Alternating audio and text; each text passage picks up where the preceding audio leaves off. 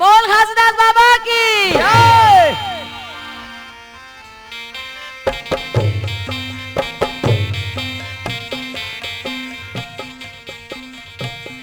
सत्यनामी सत्यनामी सत्यनामी ले लो। सत्यनामी सत्यनामी सत्यनामी ऐसा सब को ही मिलके बोलाओ सत्यनाम भाई छोटे बड़े मिलके बोलाओ सत्यनाम वाह वाह कैसा है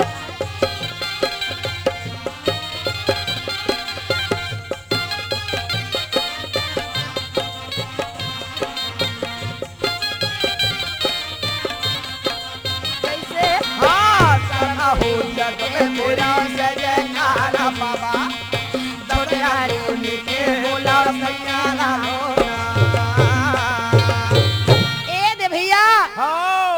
सतनाम पिता के मर्जी ला देख तो अच्छा बेटा से बाप लाला कर दीस बाप से बेटा लाला कर दीस नारी से पुरुष लाला कर दीस पुरुष से नारी लाला कर दीस सब ले छितर बितर कर दी। हाँ, ओकर महिमा अगम अपार है जी। हाँ वो अब जंगल में बाबा घासीदास घुमा थे हाँ। माता सबरा रहा तो प्राणायाम से सुख के नींद सोए धरती माता के कोरा में। अच्छा अब बालक अमरू रहे तो सतनाम पिता रहा अमृतसर के जंगल में हाँ एक तालाब रहा रागी हाँ। वो तालाब के किनारे बड़ा सुंदर बेर के पेड़ रही से सत्य है। बोर पेड़ का हाँ वो वही पेड़ के नीचे ले जाके छोड़ देते जय हो। और छोड़े के बाद में हाँ अंतर ध्यान हो गए। अच्छा जी। अब बालक वो जंगल में अकेला है हाँ अब बालक वो जब जंगल में अकेला है तो चिल्ला के रो लागी हाँ और चिल्ला के रोते तो ओकर आवाज ला भी कौन सुनी बोल सुन ही वो। वो पुरुष पिता के स्मरण करे भैया कैसे हाँ सत्या के महिमा महान हावेगा जग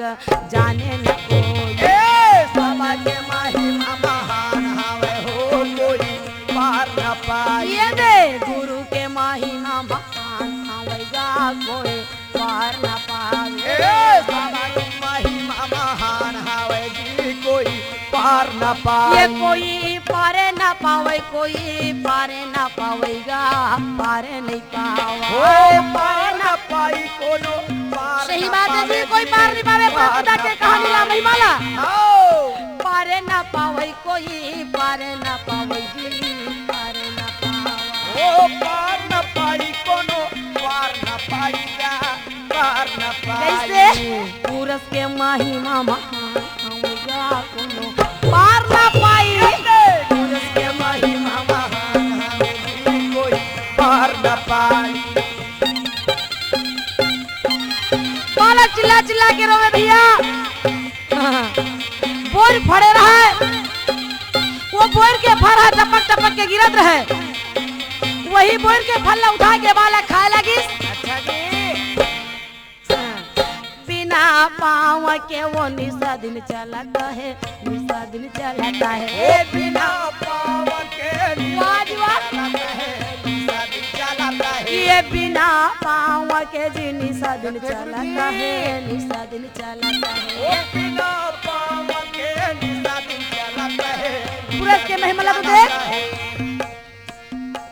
बिना पाँव के निस दिन चलत है आओ और कौन का करत है का करत। कौन कौन रास्ते में चलत है हाँ कौन कैसे करत तेला अरे का करे। बिना नैन के वो सबोला देखता है सबोला देखता है ओ बिना नैन के सबोला देखते है सबोला देखता है। ये अंतर नैनों से सबोला देखता है सबोला देखता है ये अंतर नैनों में सबोला देखता है। वाह जी वाह। सबोला देखता है। बाबा सबोला देखता है सबोला देखता है सबोला देखता है सबोला देखता है। ये सबोला देखता है सबोला देखता है सबोला देखते है सबोला देखता है। ये सबसे दूसरा नहीं होए हो जग जाने कोई सबसे दूसरा नहीं महान हावे हो जग कैसे जाने कोई।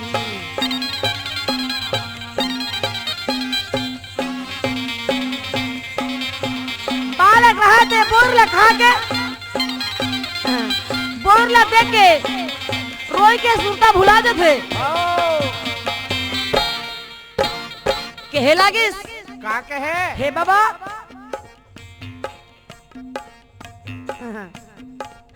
चारों कोतिहा घोरा हवे जंगल घोरा हवे जंगल हे चारों फूलहान जाटा धियारी जाटा धियारी चारों कोतिहा बाबा घोरा हवे जंगल घोरा हवे ओ जंगल चारों कोतिहा बाबा घोर हावे जंगल चारों खोती घोर जंगल है हाओ आओ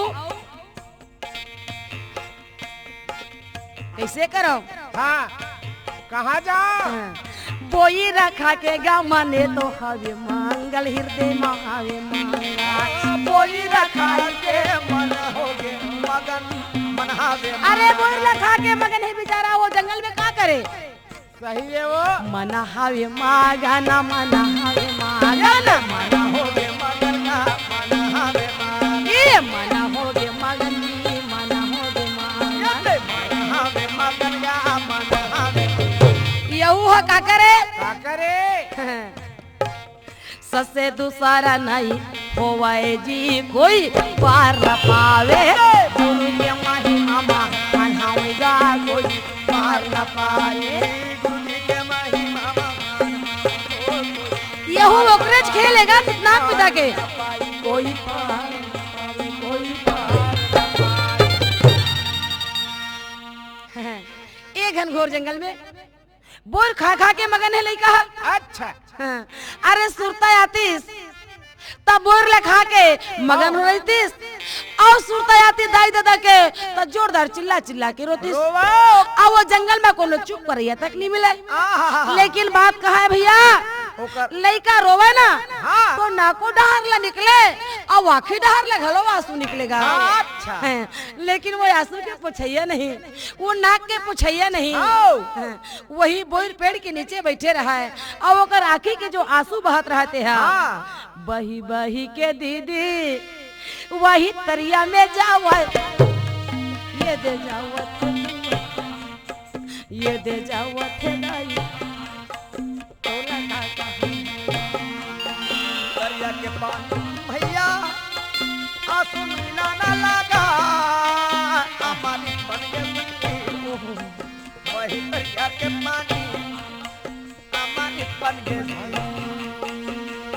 बालक रोवे ते आंसू अतिक जम के धार बहे लगी ते आंसू बहावे जे दरिया के पानी में जाके मिलत है बालक ला यहू पता नहीं है बोर खा के मगन है वो जंगल में घूम के मगन है और वही बोर के नीचे आके सोवत भी रही सवे हाओ आराम भी करत रही से ऐसे तो वो कर दिन बीता थे आगे बात वही अमृतसर में हाँ रामदास खल्लासा करके राजा रही से गा हाओ ओकरे एरिया में रही से अच्छा। 12 कमरूहा औ का होते भैया अमरदीप राजा के मन 7 जन बेटे रही से अच्छा मणिपुर के रहिया है हाँ भैया मणिपुर के रहिया है जेकर नाम रही से अमरदीप सिंह राजा राजा देकर 7 बेटी होकर सबले छोटी कन्या के नाम का है रजनी रही से गा रजनी अच्छा तो राजा का कहे सातों कन्या ला बुला के अपन 6-7 जन बेटी ला बुला के कथे बेटी हो हाँ तुमन काकर क्रम में खाता हो काकर नाम ल जगा था आहा 6 जन बेटी मन कहती पिता हम तोरे कर्म में खावा था ना अपन तोरे नाम ल जगावा था अच्छा लेकिन रजनी रही से कुछ नहीं बोलिस आहा अमरदीप सिंह राजा कथे बेटी रजनी काहे? 6 जन मन बोलिस यो ते कुछ नहीं बोले यस आओ। तोर का विचार है तय काकर कर्म में खाता चौ काकर नाम जगा था अच्छा हाँ, रजनी कथे पिताजी मोरे कर्म के चीजे मैं खावा तो पिता मोरे कर्म के चीजे मैं खावा था दादा रजनी बोला थे भाई मोरे करम के चीजे मैं अपन किस्मत के खावा था मोर कर्म के चीज खावा था नाम लेवता हम कैसे बोला थे भाई ए दे भैया अपन कर्म के चीज ला खाता कह के रजनी कह दिस आहा अपन करम के चीज ला खाता औ का कह थे आहा मोला पूछा था समय तो ला बतावा था हाँ या गा वही सता गुरु के मैं ना मेला लेता सतपुर के नाम ले वथा भाजी बोला भिखारी नाम ले तो रात दिन जाता है रात दिन भजन लेता राजा की काला भाई अब एक सत्य में तोरे कैसे महिमा है बेटी ओ करने हाँ परीक्षा कैसे कहना लागे राजा बोला भिखारी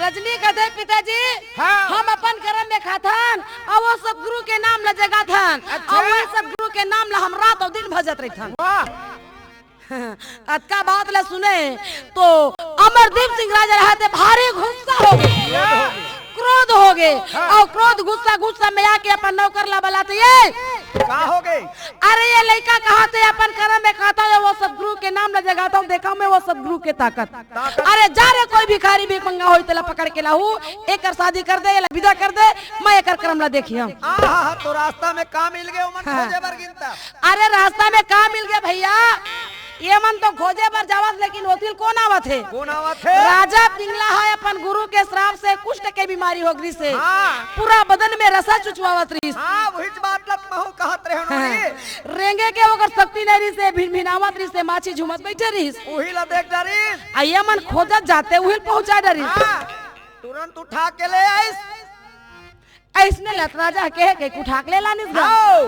राजा के सामने में रख दिस और राजा सोचिस न समझिस ए बेटी पिंगला ये मोर दमाद है और मैं तो लेकर संग में शादी कर तो कहीं बड़ा सुंदर के शादी भी कर दी आओ रजनी कहे पिताजी जब आप ला दमाद कहे बर नहीं लागिस तो महू ला पति कहे बर कुछ नहीं लागे आओ मैं जरूर काबर अच्छा हाँ, सतनाम सुमर सुख धाम जगत में जीवन दो वाह वाह ओ सतनाम तुम्हारे सुख धाम जगत में जीवन दो नका हो सतनाम तुम्हारे सुख धाम जगत में जीवन दो नका जीवन दो दिन का जी जगत में जीवन दो दिन का जीवन दो दिन का जगत में जीवन दो दिन का पिताजी का हो गई हाँ, आप लोग बहुत सुंदर लगे थे दमाद के ना हाँ महू ला बड़ा खुशी लगे थे मूर्पति देवे हाँ, सुनत हस बे विदा कर दे थे हां नान चल कटोरा ला दे देते भैया एला तार के दिखा देबे तब मैं हजान हूँ तो सत्य के महिमा ला हाँ पिताजी अगर वो सदगुरु के प्रति में मोर लगन होही वो सदगुरु ला मोर प्रति में विश्वास होही तो जरूर और महू अगर सच्चा कहूँ पुजारी भक्त हूँ तब तब जरूर मैं तोला पार लगा के नहीं देखा हूँ आवा हाँ, लकड़ी के नान चुन डोलिया बना देते आओ और वो डोलिया बना के अच्छा उमर रस्सी लगाईस हाँ और उमर राजा पिंगला ला बैठा के हाँ पिता के प्रणाम करके रजनी घर लायो बेटी निकला न लागे जीवन दो दिन का घर ले रानी निकला न लागे जीवन दो दिन का रस्सी ला खान ने बना के आओ खींचत खींचत अच्छा खान है पिरा जदी त हाथ में खींचती बिचारी का हाँ और ज्यादा हो तो कनी हम मान रहे इसने प्रकार ना जाने वो कतका दुनिया की सोही ओहो 64 कला 360 भैया तीरथ आज करा 64 कला 360 तीरथ जीवन दो दिन का 64 कला वाले देवी देवता के और 360 तीरथ व्रत भ्रमण घुमावत घुमावत आओ वही अमृतसर शहर में पहुंच गएगा और वही सागर के पार में तालाब के वही जंगल में हाँ तब का होते का सतनाम तुम्हारे सुख धाम जगत में जीवन दो दिन का कैसे सतनाम तुम्हारे सुख धाम जगत में जीवन दो दिन का ओ सतनाम तुम्हारे सुख धाम जगत में जीवन दो दिन का सुना था सरागी आओ पिंगला अपन पति ला लेके हाँ 360 तीरथ व्रत घुमाते घुमाते वही अमृतसर के जंगल में ले गए। हाँ जी। जौन जगह तरिया रहा है, जौन जगह बोर के पेड़ रहा है, जौन जगह में वो नान कुल लइका रहा है, हो वही जगह में पहुंच जाते भैया। अच्छा लेकिन लइका वो का बेर नहीं रही सो मेर, हाँ जंगल चल देरी फल खाए पर वो जतका बेर रजनी की तबका बेर नहीं रही। हो अब ये का हो थे का होते? रजनी कथे यदि तरिया के पार में तुमन बैठे रहा हो, हाँ। मैं तुहर लिए भोजन के प्रबंध करत हो कथे। हो तीर में शहर दिखत वहाँ जा था मांग के लाहू वही कटोरा धर के रजनी शहर में मांगे भर चल देते भैया। हो और वो बोर के पेड़ के नीचे बैठे है हाँ। और पेड़ के पशु पक्षी देखा थे, जंगल के पशु पक्षी ला देखा थे। हाँ। और बेचारा मने मन में मगन हुआ थे। मगन है राजा लेकिन बात वहाँ एक और चीज है। का चीज है हाँ। अरे दादा करिया करिया कौआ मनावे हो और वही तरिया के पानी में डुबकी लगातीस नहीं, हो हाँ। तन उहल उड़ातीस ना, या तन बिल्कुल सफेद वस्त्र के समान, सादा कपड़ा के समान एकदम बकुड़ा बन के उड़ जाए। हंस बन के उड़ जाए। सही बात है भैया। वोला बैठे बैठे वो राजा पिंगला देखत रहे। देखत रहा राजा पिंगला कथे ये काय अनहोनी होते ऐसन में कभो नहीं देखे रहे हम। ये कौआ के जात पानी पिए बर जावत है और डुबकी लगावत है, तन हंस बन के निकल जात है। ओ काला काला पक्षी है हो सकते हे सदगुरु मोरो मुक्ति के दिन आगे का आगे तैसे रखते गुरु के वचन बोल याद आगे नोनी ईला तो कहेगा कैसे हाँ, गुरु के नाम हाँ बाबा के नाम ला काया में भैया छिपा के रखियो, रखियोगा काया में दीदी छिपा के रखियो। ए बाबा के नाम ला बाबा के नाम नाम ला काया में संतो छुपा के रखियो जी काया में संतो छुपा के रखियो ना काया में भैया छुपा के रखियो जी, काया में दीदी छुपा के रखियो। ओ काया में बहनी छुपा के रखो वो काया में दीदी छुपा के रखो ना काया में छुपा के रखियो ना, आओ वो गुरु के नाम के रखवारी करियो आओ तो जरूर गुरु तुम मन के रखवारी करी। सही बात है आज सच में राजा पिंगला रहे तो आजमाए लगिस। हाँ जी गुरु के नाम ला में हाँ काया में छिपा के रखे रहे।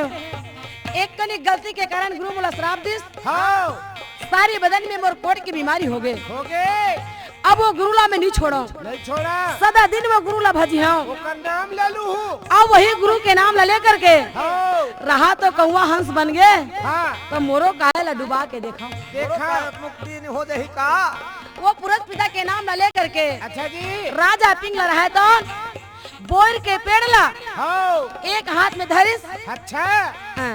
अब वो पानी में उंडा चल दिस, ये दे अब उंडा जाते ना हाँ हाँ।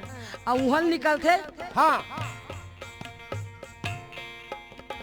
अपन हाथ मोला देखिस अपन पूरा बदन ला देखा थे ताई तो बड़ा सुंदर हो गए, या जैसने राजा रही तैसने हो गए। ओहो हाथ बचे रहे बोल के पेड़ ला पोटारे रहे था। अच्छा राजा पिंगला के 5 उंगली बचे भैया, 5 उंगली ला बचा के रखे। हाँ काबर काबर? कि यही उंगली से मैं रजनी ला विश्वास दिला सकत हूँ, हाँ। नहीं थे वो मोला पहचाने पर इनकार करही। इनकार कर ही ऐसे सोचत रहे ओके में रजनी भोजन लेके आ जाते आगे और दुनिया ला देखिस तो रजनी घबरा जाते घबरा गए हे और रजनी घबराए के बाद में कहते आई ए भाई भैगे में जान न रहे, भैगे में जान न रहे, ये मोर पति ला मार के भगा दी सोही और देख तो ये मोर रूप में मुहागे है, ये मोर इंतजार खड़े हो गए देखा थे।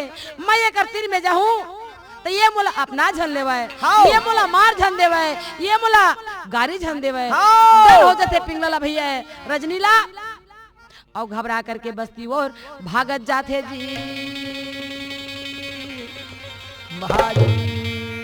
और दौड़ते जाकर के बस्ती में चिल्ला के कहे सुनो सुनो सुनो दाई दीदी भैया बहनी मन, ये तुम्हारे गांव में दाई दीदी के और भाई बहनी के और माता पिता के पहचान हवे की नहीं। वो लड़का के रोना ला चिल्लाहट ला सुन के गांव के सियान मन कथे का होगे नोनी, का होगे नोनी, का बताओ बाबा मोर गोसैया ला पता नहीं वो कहा भगा दिस तेला और तुहर गांव के कौन मन खेते वो मेरे खड़े हवे और मोला या चल मोर संग में कह के कहा थे वाह वाह जी मोर इज्जत ला बचा ले हो, मोर प्राण ला बचा ले हो। ओहो ऐसे करके रजनी वहां पर में रोने लगे हैं जी। संत भाई। कहाँ के बात ले बताओ भैया। ये सब बात है राजा रामदास कल्लासा के पास में पहुंच जाते और रामदास कल्लासा कहे अरे हमारे शहर में ऐसे अभी तक कोई आदमी नहीं रही, लेकिन आज कैसे नया आदमी आ गए, चलो तो देखो। वाह वाह। आज तक हमारे गांव में गलत काम नहीं हुए, किसी से लड़ाई झगड़ा नहीं हुए, हाँ आज कैसे होवत है। चल वो कही के भैया पूरा बस्ती के बस्ती आए लगी, हाँ और जब बस्ती के बस्ती वो मेरा थे तो राजा पिंगला हड़बड़ा जाते। हाँ जी। काबर कि भाई रिस्क खाए बूत बूत खाए परान, कोई नारी के साथ अत्याचार नहीं होए। और ये मन जम्मो झनमीर के कहूँ बोला मारा थे तब और प्राण है यही में रंत हो जही। हाँ तब मैं रजनी ला विश्वास कैसे दिला हूँ। ओ मल्ला देख के जोरदार चिल्ला के कहा थे ए रजनी अरे मैं तो रूही पतिया भाई, का कहे मैं तो रूही पतिया, मैं डरा घबरा मत। मैं कैसे विश्वास करी हाओ। कैसे विश्वास करी हो कथा ये दे मोर 5 उंगली ला बचा के रखे हम और तीर में तो पहलिया। अच्छा कसनो नी वो तो तोर पतिया कहा थे अब ते कैसे कहा था। नहीं बाबा वो मोर पति नो है, ऐसने नहीं रही मोर पति। मोर पति वो इसलिए कहो सुंदर पा जाते तका मैं तोर गांव में भिक्षा मांगते। मोर किस्मत में उसने पति नहीं लिखे है बाबा। वाह वाह। तब राजा पिंगला के पास भाई कतको सियान समझदार रहे थे और कतको सियान मन पेला ना रहे थे। सही बात है। तो समझदार मन कतेगा बात ला बिल्कुल निर्णय ले लो भाई, तेकर बाद में कोनो लमारी दोनों के बात ला दरियाप कर लो जी। सबों के सबों तरिया पार में आते और रजनी ला पूछते बस सही सही बात ला बता नौनी का बात है, और राजा भी पिंगला ला पूछते कि सही बात ला बता बाबू का बात है। अच्छा तब राजा पिंगला का बतावा थे बाबा मोर सही बात है कि मोर शरीर बदन में कोड़ी की बीमारी रही, बीमारी रही गुरु के श्राप से। अच्छा पिंगला हमला 360 तीरथ व्रत घुमाए हवे, अपन खंधा में बोह के, मुड़ में बोह के, कन्हा में बोह के, पीठ में लाद के मोला कहाँ नहीं घुमाई घुमाए और लान के ये जगह में कथे कि ही मेरा स्वामी मैं तोर लिए भोजन नाना था। सच बात है। ये भोजन नाने बरगी से और मैं यही मेरे बैठे हम। अच्छा वो सतगुरु के कृपा, वो सतनाम पिता के आशीर्वाद से ना जाने कहां से काला काला कौआ आइस और ये तरिया के पानी में डुबकी लगाइस। अच्छा तो कौआ कौआ करिया करिया कौआ हाँ जब निकलते तो हंस बन के निकलिस, वाह वाह। सादा रंग होके निकलिस। हाँ ओला में बैठे बैठे देखत रहे। मैं सोचे मोर मुक्ति के दिन आगे का भगवान। हाँ। जब करिया कौआ सादा हो गए तो मैं काबर सादा नहीं हो सका था। वाह वाह वाह वाह। मैं काबर बीमारी से अच्छा। मुक्ति नहीं पाऊँ, ऐसे कह के महू ही पानी में डुबकी लगा है बाबा। सत्य है।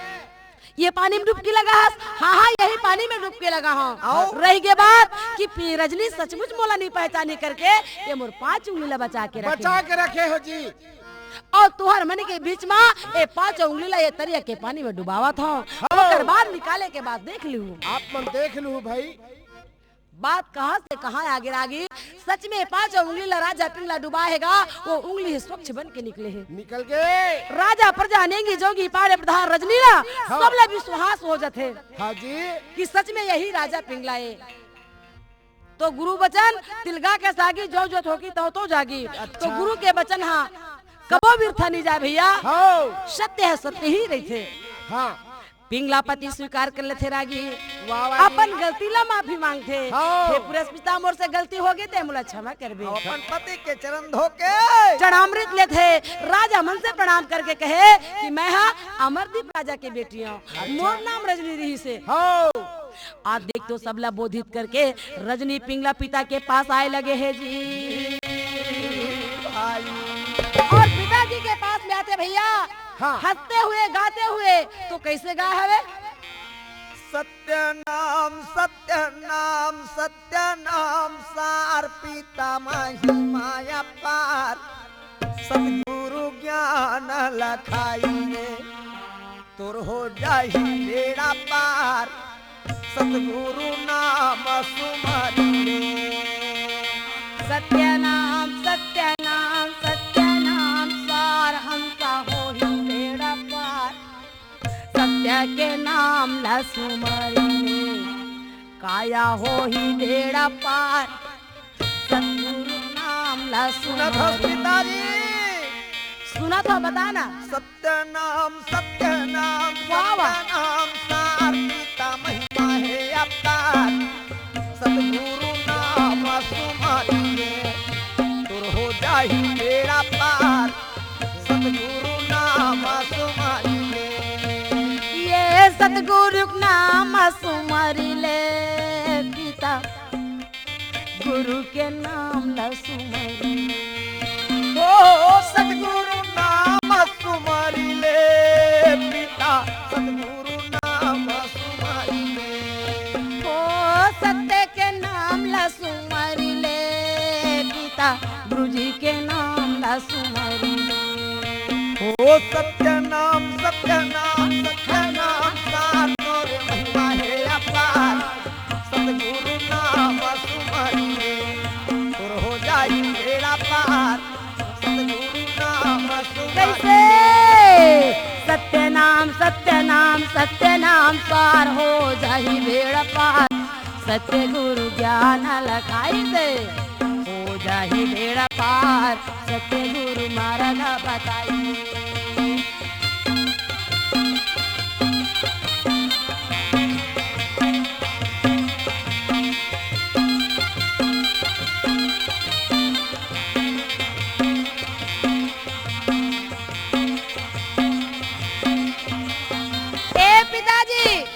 वाह सुना था हो और सही बात है रागी। हाँ। जौन दिल्ला रजनी होकर घर ला छोड़ के निकले रही से ना हाँ। तौन दिल्ला राजा के धन धीरे धीरे सिरागे घट गई। राजा के पास में खाए भर भी एक दाना चावल भी नहीं रही से अच्छा भिक्षा मांग के भी खाए के नौबत भूखा आ जाती जब रजनी वो जगह नहीं पहुंचती तब हाँ वो अतेक पालूकर मन की हालत गंभीर हो गई खराब हो गई से तो रजनी ला पहचान नहीं सकी इस राजा की ये मोर बेटी हरे की नहीं। सत्य है रजनी कहते पिता मैं वही तोर बेटी हूँ जेकर नाम ना तय रजनी रखे रही सत्य है तय कहे ना कि सत्य में काकर किस्मत में खाता चौकाकर नाम जगा था।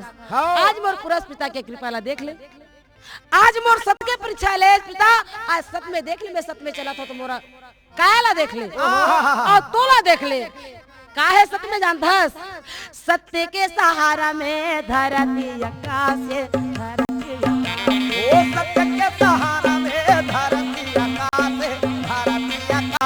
ये सत्य के सहारा पिता धरती आकाश धरती आकाश ये सत्य के सहारा में धरती आकाश ये सत्य के सहारा में सूर्य प्रकाश है सूर्य प्रकाश ये सत्य के सहारा में सूर्य प्रकाश ये सूर्य प्रकाश है सूर्य प्रकाश ये सूर्य प्रकाश है सूर्य प्रकाश ये सूर्य प्रकाश है सूर्य प्रकाश ये सूर्य प्रकाश है सूर्य प्रकाश तो सत्य से ही दुनिया है हो और सबके सहारा से सारी दुनिया अटल है पिताजी।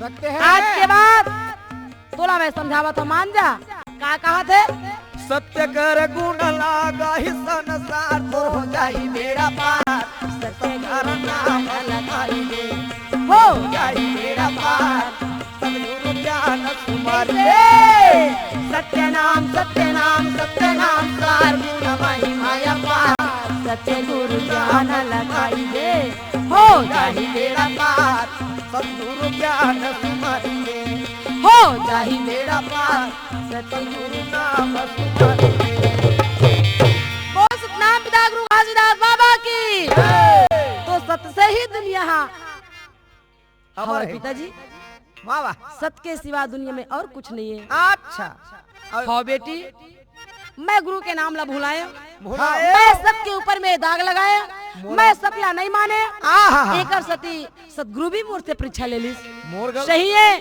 अच्छा जतका भी दाई दीदी भाई बहनी पुत्र परिवार जो भी जन्म लेता है वो अपन कर्म में खाते अपन कर्म में खाते हाँ। और सही बात है वो सदगुरु के नाम ले जपाते। हाँ तय मोर बेटी हस लेकिन मोर गुरु पिता के समान हस मैं तोरे बात ला मान के चलूं रजनी ऐसे करके बड़ा प्रेम के साथ में क्षमा बेटी, मांगे। बेटा और दमान बेटी के साथ में क्षमा मांग के राजा में रहे लगी। ये हो गए तो रजनी पिंगला के कहानी रागी और ये तरफ और वे तरफ का होत हवे अमरू बालक हा वो जंगल में घूमत रहे हाँ और वो राजा मन सोच विचार में लगे रहा है कि भाई ये तालाब के पानी में ऐसे गुण का है, हाँ ये तालाब के पानी में ऐसे गुण का है अब कौन है गुण ताकि वाला है? हाँ कौन बीमारी ठीक हो गई। अच्छा ये तो बड़ा चंभा के बात है जी। हाँ, जरूर यहाँ कोई सदगुरु के प्रकाश हो ही, हाँ ओके जरूर कोई सदगुरु के प्रकाश हो ही, हाँ तो सच्चाई कहीं नहीं छिपे भैया। नहीं छुपे अरे कोनो ना कहीं रूप में ओकर साथ में जाके मुलाकात करा देते। दर्शन कराते आज वो लड़का ला रोवा देख जरिस, और जब लड़का ला रोवा देखिस ना हाँ तो वो लड़का ला पकड़ के लेना निस। सब गांव वाले मन है हाँ, वो गांव वाले मन का अमृतसर वाले मन हाँ और पकड़ के लान के राजा के पास में पहुंचा देते। हाँ और राजा के पास में जाते तो राजा पूछे लगी बाबू कौन गांव के यस गाँव- का तो ना है नहीं और जानो। यति कैसे आहत। हाँ नहीं तो जान बेचारा नान को लड़का कहा बताही का बताही 7 साल के है मैं दाई दादा के नाम ला जानता हूँ, का नाम है गांव के नाम ला भी जानता हूँ, अच्छा लेकिन मैं कहाँ आए हूँ कैसे आए हूँ और का बार आए ये ला नहीं जाना। अब बोला कौन नानी तो नहीं जाना। या ता का नाम है तोर दाई दादा के। हाँ, मोर दादा के नाम देख तो घासीदास के थे, मावा और मोर माता के नाम ला सफरा माता के थे, हाँ गांव के नाम ला ग्रोथपुरी के थे। बाबा आओ एक आगे पीछे में कुछ नहीं जाना।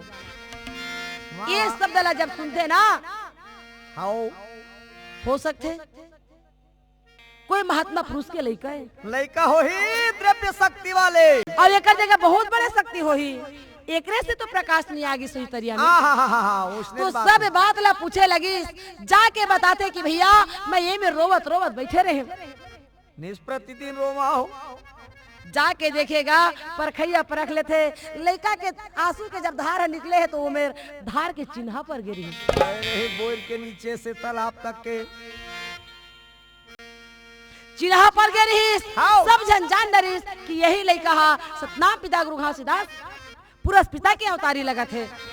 ये लड़का लब जंगल में नहीं रखा, एला हमार घर में लेके एकर पालन पोषण कर ऐसे कह के अमरू बाबा ला अपने घर में ला करके बड़ा प्रेम के साथ में रखने लगे हैं जी। विद्या दान दे लगी, शस्त्र शस्त्र सिखाए लगी। कसगात अपन घर में लेगी तक इसे लांघन भूखर राखी। हाँ अब है वो और राजा के लड़का मरी सुते का संग में खेले कूदे पढ़े लिखे जावे और जेकर जैसने मर्जी करे तैसने मर्जी करे। ऐसने दिन बीता थे यहाँ कथा ये तीन बात ये हो गई। आओ अब बात कहाँ आत हवे, कहाँ आगे वही गिरौत के जंगल में ए तरफ गिरौत के जंगल में का होते ये तरफ गिरौत के जंगल में का होते भैया। आओ या जी बाबा घासीदास बाबा या जो ही गिरौत के जंगल में दर दर के भटका खावत हवे भैया। बाबा यन पानी ला त्याग करके आ देख तो जंगल में घुमा था मेरा गी। अरे अरे भैया पगला के समान आ देखो बाबा घासीदास जंगल में घूमा थे जी। बाबा ए रागी आओ नदी नाला पहाड़ पर्वत जंगल झाड़ी बड़े बड़े सर्प बिच्छू के पास में जावे। आओ काबर अतेक दुखला में कैसे सहा। अच्छा अब ये दुख मोल सहन नहीं होवते ओकर से अच्छा मोल मर जाना ठीक हवे। आओ काहे दुखला सही के मेरा हाओ काहे दुनिया में जियाऊं। ऐसे सोच सोच के बाबा आंख से आंसू बहा बहा करके रोए लगी बाबा और कहे लगे सूरज पिताला हाँ। हे पिताजी मोला कठिन कलापना में डारे साहेब मोला कठिन कलापना में डारे मोला कठिन काला बनावे डाले बाबा मोला कठिन काला बनावे डाले मोला कठिन कलापना में डारे मोला कठिन काला बनावे डाले बाबा मोला कठिन काला बनावे डाले दारे दारे साहेब मोला कठिन कलापना में डारे डाले बाबा हो मोला कठिन काला बनावे डाले दारे दारे साहेब मोला कठिन कलापना में डारे यते डाले डाले बाबा हो मोला कठिन काला बनावे डाले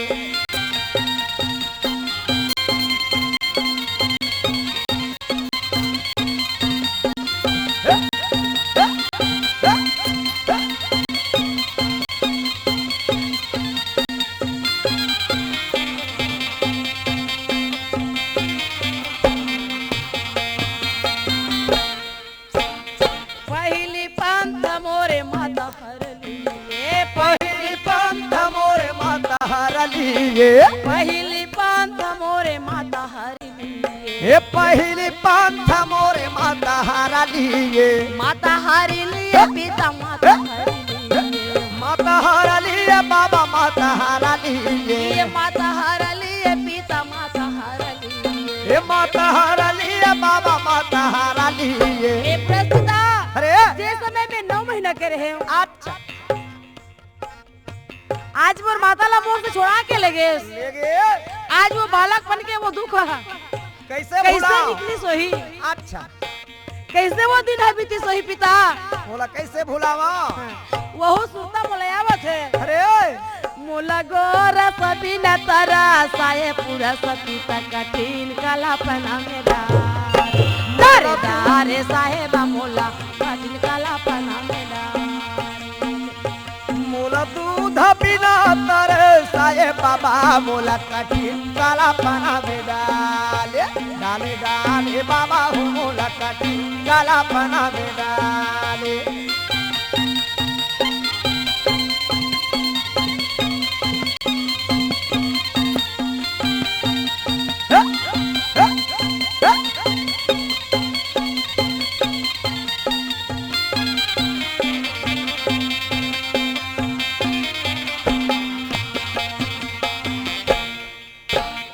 दूसरा पंथ मोरे बेटा हर लिए ये दूसरा पंथ मोरा बेटा हारा लिए दूसरा पंथ मोरे पुत्र हर लिए ये दूसरा पंथ मोरे पुत्र हारा लिए ये पुत्र हर लिए साहेब पुत्र हर लिए ये पुत्र हारा लिए साहे पुत्र हारा लिए ये पुत्र हर लिए बाबा पुत्र हर लिए। ये पुत्र हारा लिए बाबा पुत्र हारा लिए हे साहेब अरे माताला हर के ले गए ओकर दुख भुलाई नहीं रही हाँ चलो धरती में आए तो एक दिन जाए लगी आना जाना ऐसे लगे। कह के दुखला भुलावे करे हाओ तो अब उल्टा मुला और दुख के बोझ हम मोहा दे पहाड़ जैसे दुखला मुला बहा देस दूसरे पंथ मोर पुत्र लहर के ले गए करके लेके अब ये कायला में कैसे रखो कैसे रखाओ और मैं काकर बर जी हूँ अच्छा मोरे वंश नाश करा डाले बाबा मोला कठिन काला पना मेरा मोर वंश नाश करी डाले बाबा मोला कठिन काला पना मेरा रोए बाबा घासीदास जी डाले बाबा निकल निकल के प्रेम पिता के पास में घोड़ा घोड़ा के रोवे डाले आवाज जंगल में रोवा थे बाबा ऐसा है क्या करो जीना में अब ठिकाना नहीं पता नहीं तो नाम ला खाए पाऊं कि नहीं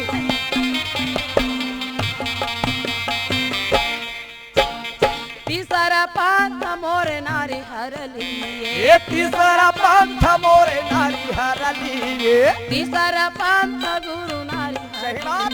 लिए तीसरा पंथ मोरे नारी हरा लिए नारी हरि लिए जी नारी हरि लिए ये नारी हरा लिए बाबा नारी हरा लिए ये नारी हर लिए जी नारी हर लिए ये नारी हरा लिए बाबा नारी हरा लिए ए रागी अब का करो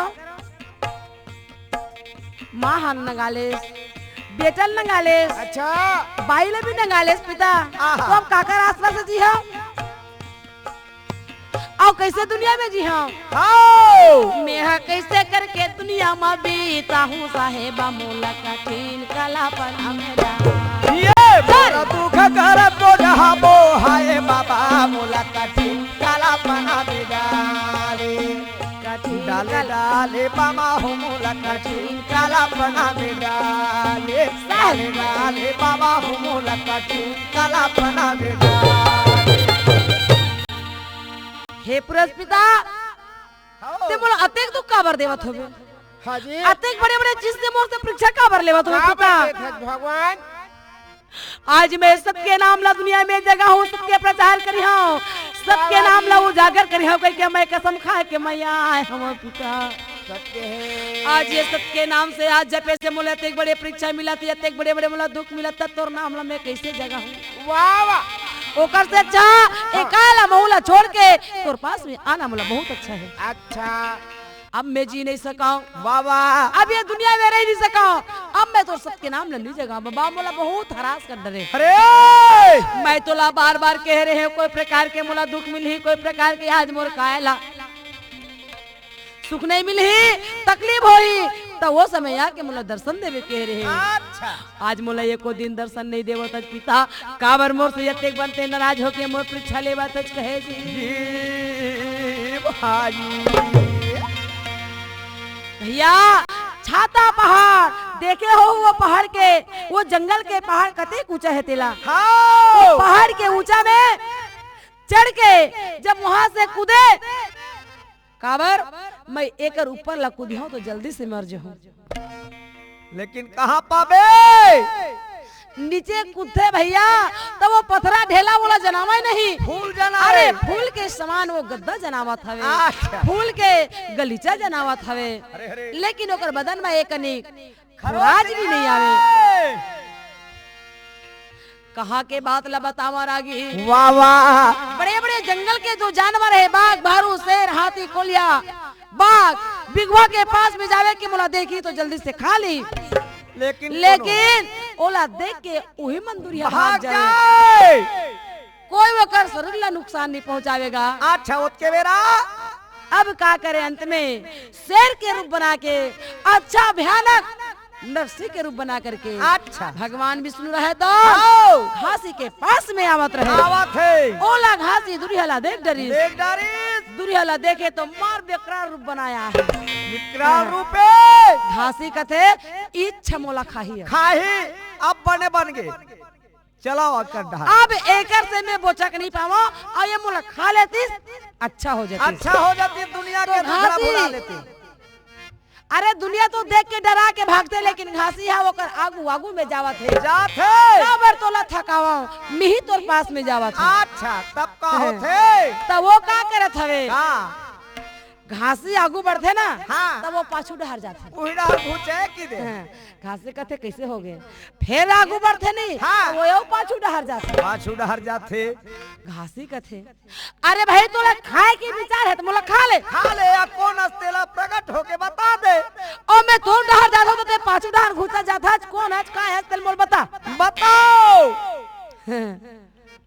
बघवा सोचे लगी दहाड़ जोर से मारी चाऊ, अब घासी लहर तहर हो गए, दर्शन अब घासी के परीक्षा लेना बेकार है, हाँ ओकर से अच्छा घासी ला दर्शन देना ही अच्छा है। जरूरी है, जोरदार दहाड़ मारी दिया आओ और दहाड़ मारते हुए प्रकट हो गए, प्रकट हो गए विष्णु भगवान प्रकट हो गए, और प्रकट होने के बाद में दोनों हाथ जोड़ के का कहे का पैया लागा पिता तोरे चरण के बेटी है पापा ये बेटी, पैया लागा पापा तोरे के बेटी है जपो दे सतना, ये हाथ जोड़ो ये रजी लागे बिनती लागे ओ सब बंधन बोले बोले ना संतो ये बेटी, विष्णु भगवान बाबा घासीदास के चरण में गिर जाते, हाँ दोनों हाथ जोड़ के अर्जी विनती सुना है पिता, अच्छा काका रबा तेला मानी के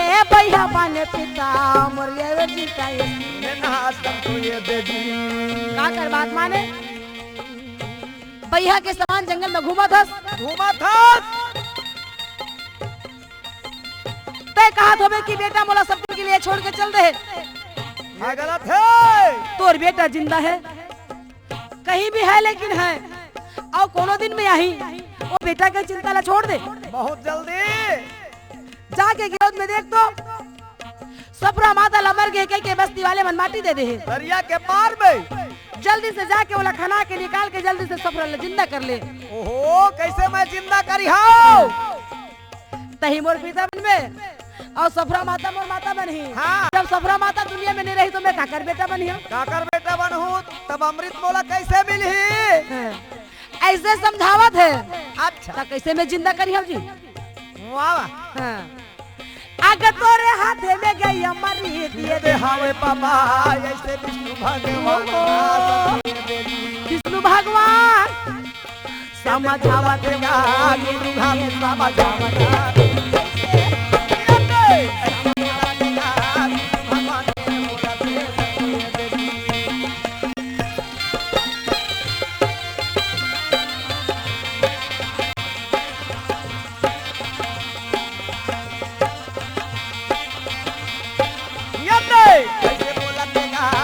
भगवान बोलन लागे संतोए देवी जेला आवतेगा गुरु घाटी बाबा सुनना संतोए देवी।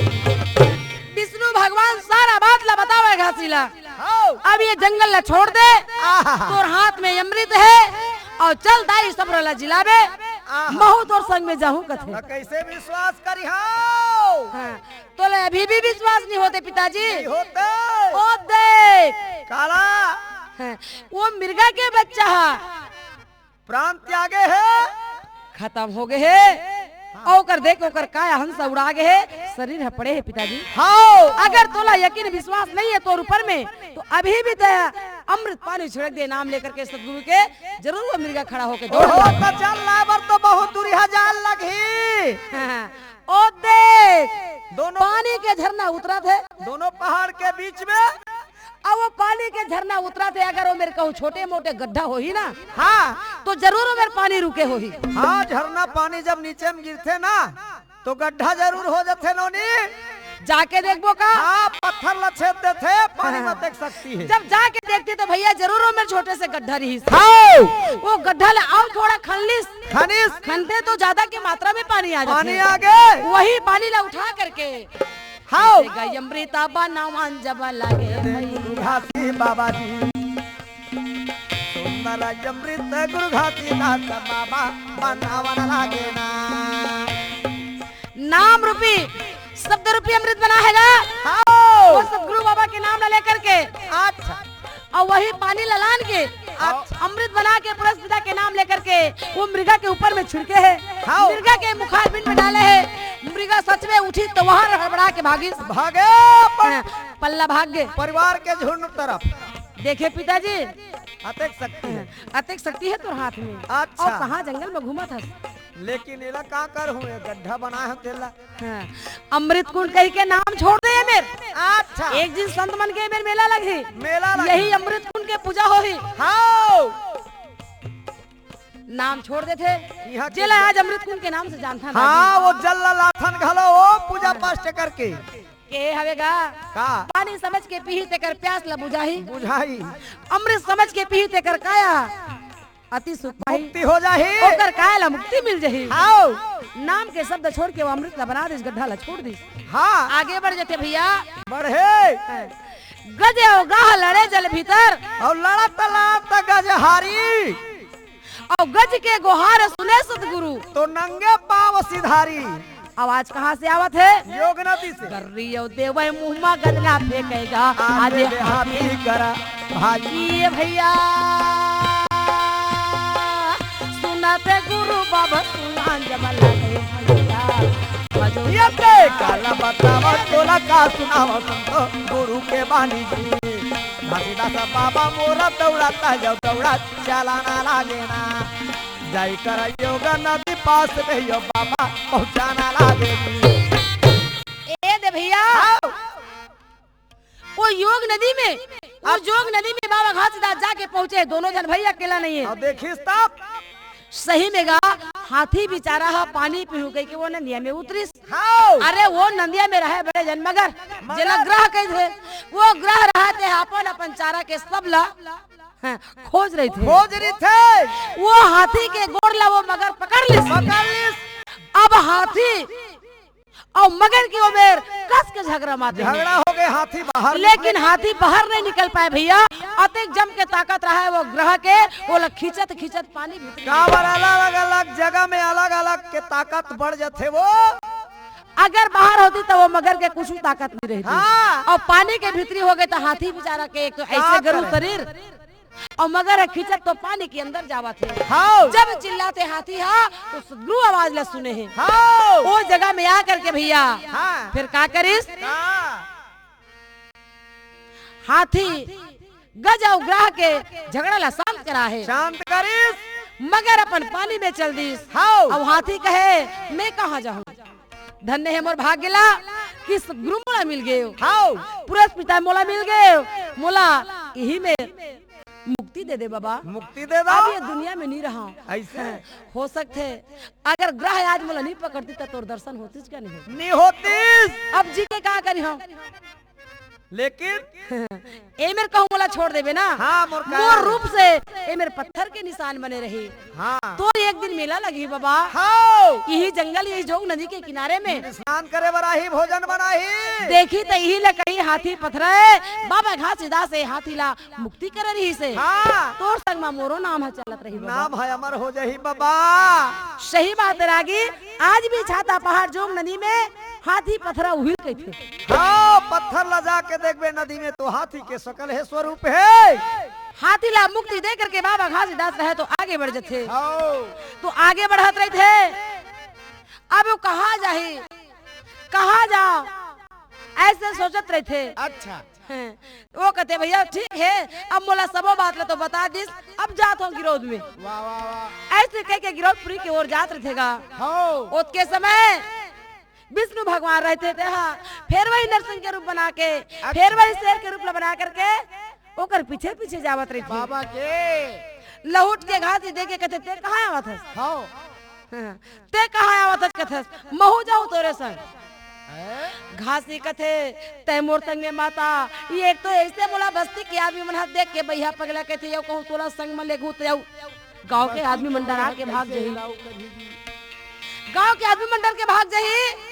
अरे मोला घासे कह के बैठ कहा तो तीर में नहीं बैठा ही ते करला तो एक बस्ती में मत जा, हाँ ते मोर संग में मत जा। कुछ दूर तक गए भैया, तब का के थे? जाए बर तो जाऊं, हाँ लेकिन तोर पाँव और मोर पाँव के यही मेरी निशानी बना देता चिन्हा दे दे। भैया।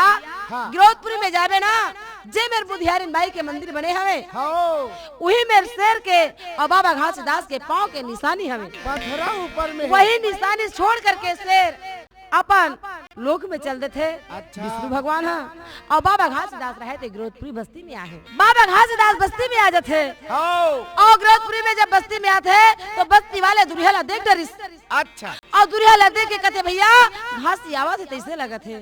बाबा जी अपन अपन घर ले निकल के घास ले आवाज दे के सबको जाके झूम जाते। हाँ घासी बाबा घर में आते, बाबा जी अपन घर ला अंधियार पहुंचाते। हाँ अंधेला अंधेला देखिस, संत मल्ला पूछे लगी का के थे?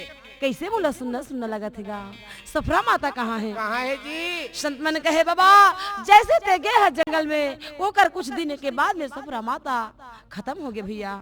हाँ। दरिया के पार में मिट्टी दे हम।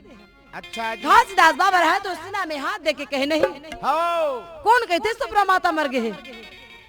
सफरा माता नहीं मरे भाई हो, चलो खन के निकालो, सफरा माता ला मैं जीवन दान दी हूँ।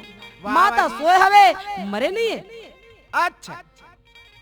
संत मन हाथ जोड़ के कहे ते कैसे कैसे बात ना बोला ते था घासी, 2 दिन 4 दिन के होती 1 महीना के होती तो खन के निकाल देते भैया। निकाल देते हैं। आज सफराला माटी दे हमला 6 महीना हो गए। हाँ औला चल खन के निकाल बे कहता तो हम कैसे निकालबो? कैसे निकालबो जी? काबर कि शासन के काम हवे, याद देखो सरकार हा ये सब चीज बर छुए है नहीं देवे कहे जी, बाबा जी स्वीकृति नहीं देवे और हमार बस के बात नहीं है हाँ और हमूला विश्वास नहीं लगते।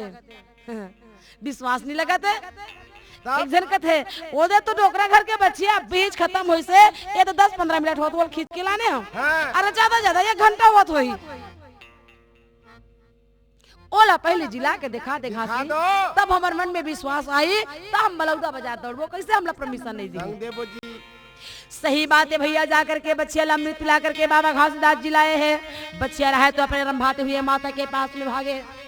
वाह वाह वाह वाह वाह। गाँव वाले ला विश्वास हो जाते जी।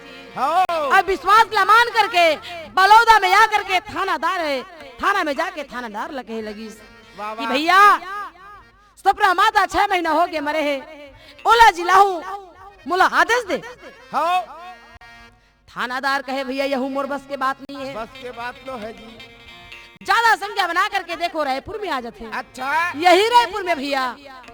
और जब रायपुर में आते तो यहाँ के जो कलेक्टर है, हाँ जेकर हाथ में सबके जिम्मेदारी है, सत्य है। ओकर बाद में ये बात ना पेश करे हवे हाँ। कि सफरा माता 6 महीना हो गए है, माटी देवा है, मर गए है। हाँ ओह मरे नहीं है भैया, जिंदा है। बोला ते आदेश पर आदेश दे दे, मैं बोला जिंदा कर दूं। बाबा जी गवर्नर ओकर बार बार कल्पना ला और करलाई ला सुन के सरकार वो कलेक्टर हा ओकर बात ला मान जाथे दया आगे और बात ला माने के बाद में कहते ठीक है मैं दया से कहा था हाँ। लेकिन नियम नहीं कहा थे। कानून है ऐसा अधिकार नहीं देता कथे ठीक है ते जाके सपरला जीवित कर सकत हस हो लेकिन बात एक रही अगर सपरा माता जिंदा नहीं होही तब याद देख तो भैया पाँव में बेली हाथ में हथकड़ी लगा करके हाथ तुला जेल हो जाही घासीदास ऐसा काम लझन कर कहे जी भाई अरे बोला जो भी सजा मिली मैं सजा काटे बर नहीं पाछू हटो जी लेकिन मैं तुम्हारे सामने में जिंदा करके दिखाऊं। सत्य है जब आर्डर पा जाते आदेश मिल जाते हो तो बाबा घासीदास गांव में आए ओकर साथ में पुलिस आए ओकर साथ में कलेक्टर आए हाँ। सबका भी रायपुर के बड़े बड़े अधिकारी है तो सब गिरौदपुरी में आए आए हैं और सबके बीच में फिर बाबा घासीदास का कहे का कहे ए रागी हो सब संत न लगा कहे घासीदास चलो खानी के निकालोगा सपूरा के लाश चलो कोड़ी के निकालोगा सपूरा के लाश। सब संत न कहे बाबा घासीदास चल कोड़ के निकाला नी सपना तेला चल कोड़ के निकाला ना सपना तेला ये सब संतला भैया कहे घासीदास चलो खानी के निकालोगा सपूरा के लाश चलो कोड़ी के निकालोगी सपूरा के लाश। चल कोड़ के निकाला ना सपना सब जना दरिया पार में चल थे के निकाला नी और बड़ा प्रेम के साथ खन के निकाले है हो और खन के निकाले तो सच में भैया माता के साड़ी में तको वो माटी के दाग नहीं लगे रहे। नहीं है दाई उस समय बाबा घासीदास रहते हैं हाँ। गंगा मैया ला सुमन करे है तो गंगा मैया ला फिर कैसे बुला है कैसे आओ गंगा मैया अब मोला तोर जरूरत हवे हाँ तो बुलाए लगी तो गंगा मैया जकर आवाज ला सुन के कैसे आहे कैसे गुरु बाबा के चरण में घासी बाबा के चरण में दौड़ते आबे वो गंगा मैया दौड़ते आबे वो गंगा मैया। बाबा के चरण में गुरु हाथी के चरण में दौड़ाते आबे वो गंगा मैया भागते आबे वो गंगा मैया दौड़ाते आबे वो गंगा मैया गंगा मैया दौड़ाता है आबे वो गंगा मैया और गंगा मैया दौड़ता के प्रकट होएगा हाँ वही गंगा पानी से वही गंगा शुद्धि जल से सपरा माता ला नहला है वाह वाह और जब सपरा माता ला नहलाते भैया अमृत पिलाते अमृत बना के हो आकिला खोल के सपरा देखे है देखा थे आकिला खोल के सपरा देखे तो सब पब्लिक ला देखी अच्छा बाबा घासीदास ला देखी ओहो दोनों हाथ जोड़ के माता सफरा कहे स्वामी या जी ये दुख के सती मैं सो रही हूँ तही मोला अच्छा लागत रही अच्छा लगत रही से मोला काबर जगह है हो हाथ जोड़ के कहे है हाँ मोर सूते सूते नींदला जगाए साहेबा मोर सूते सूते नींदला जगा मोरे सोए हुए नींद ला जाए बाबा